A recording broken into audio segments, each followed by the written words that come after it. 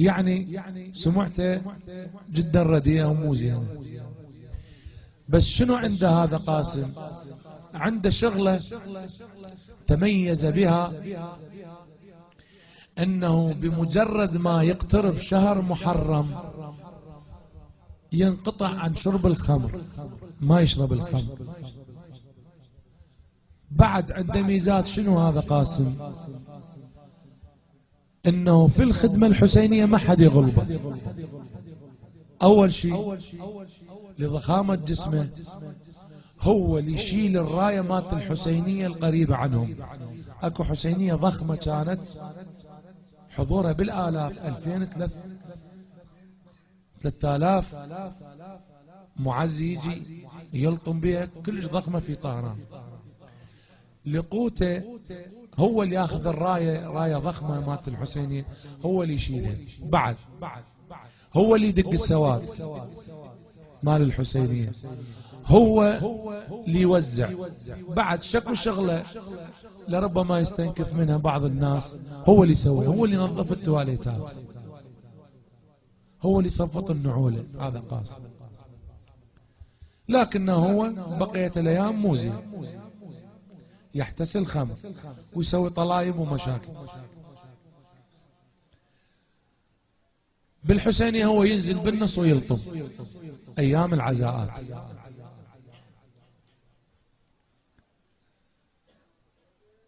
راحت أيام، اجت أيام الحسينية كانت تنملي، بدت الأعداد تقل يوم ورا يوم.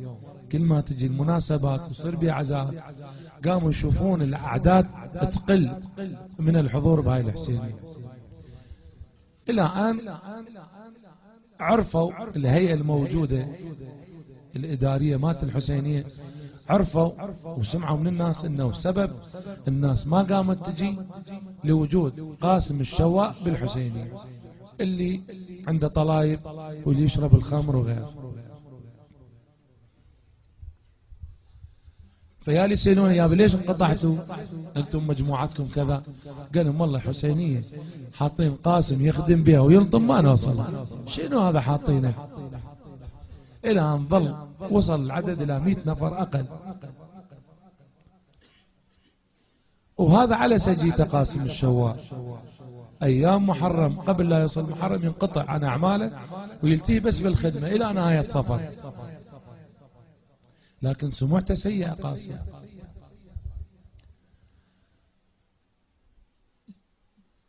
قرروا أهل الحسينية أنه ينجمعون ويروحون القاسم يحجون وياه. لكن بأي طريقة يحجون ويا قاسم؟ راحوا التموا بهم 7 8 نفرات، طرقوا الباب، طلع لهم قاسم. أهلا وسهلا بتلك الأخلاق. قال له احنا جينا نشوفك وعندنا بعض الأسئلة نسألك فيها. قال لهم تفضلوا، جزاكم الله خير، شرفتوني بحضوركم. الرجل الكبير اللي يدير الحسيني هو اللي يتكلم ويا قاسم. قال له قاسم تحب الحسين؟ قاسم من سمع باسم الحسين بجي.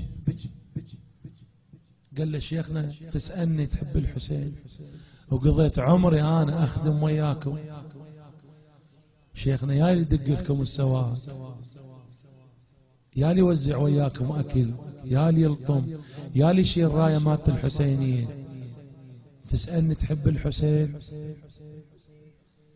قال له إيه أسألك. قال له أنا وأولادي وذويي وكل متعلقاتي وروح ودمي فدان للحسين، فدان لأبو عبد الله، تسألني تحب الحسين؟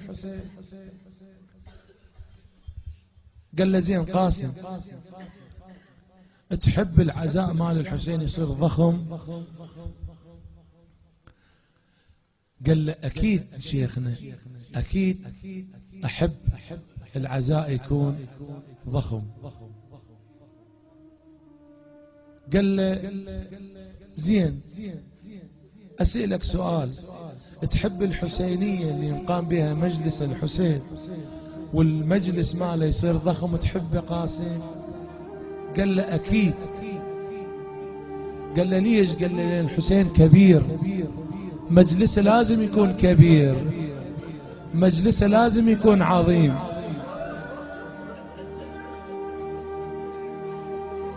يا أبا عبد الله يا حسين. قال له قاسم، قال له قاسم زين إذا يقل العدد مال المجلس مال أبي عبد الله الحسين الضوج. بكى قاسم قال له أكيد شيخنا أضوج. ومنو هذا اللي يقل المجلس أبا عبد الله؟ قال له زين الناس اللي تجي الآلاف إذا أكو شخص هو اللي يسبب بتقليل المجلس، شنو موقفك وياه؟ هنا قاسم حس، قال له إذا هذا الشخص سبب بتقليل عدد المعزين لمجلس أبي عبد الله الحسين أنا أقتله بيدي. الشيخ هنا قال له قاسم احنا جيناك لهذا السبب، الناس ما ظلت تجي شيء انت موجود بالحسينية، انت سمعتك سيئة ووجودك راح يعرقل المجلس أبي عبد الله الحسين. بكى قاسم، بكى قاسم. قال له شيخنا، قال له والله ما أحضر للحسينية بعد، بس اللي اعترضوا فدوة سلمنا عليهم وقال لهم قاسم يقول ذمة برقبتكم لا تعوفون المجالس مال أبو عبد الله، خلي يحضرون بالحسينية فدوة، وأنا ما وصل والله بس لا يقطعون المجالس.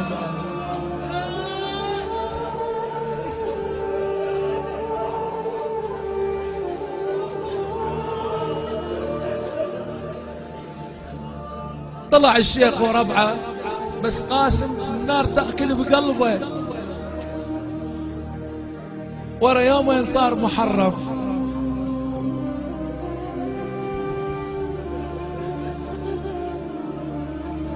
صار محرم اجوا أولاد قاسم، بابا قاسم يلا ما نروح للحسينية تأخرنا. قال لهم بابا انتم روحوا انا اجي وراكم. راحوا شايفين بيوت ايران بها سرداب يصير قاعة. نزل قاسم دور شكو عنده وصلة سودة،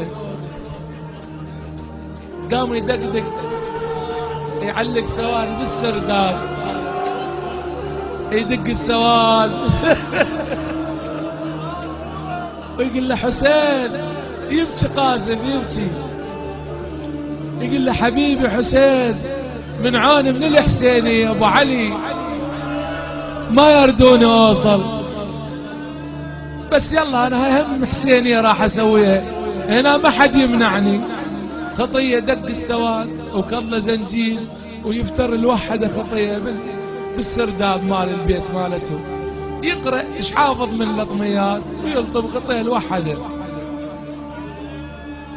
مشت أول ليلة، ثاني ليلة، ثالث ليلة، رابع ليلة، خامس ليلة، بس قاسم قلبه مكسور، متعود كل سنة يلطم ويخدم بالحسينية، من عوليش لين سمعته مو زينة وقال له لا تحضر حتى تجي الوادم. خطية يفتر بالسرداب ويردد حسين حسين. خامس ليلة ورا ما كملوا العزاء بالحسينية، أبو الحسينية الشيخ اللي حكى وي قاسم فز مرعوب يبكي،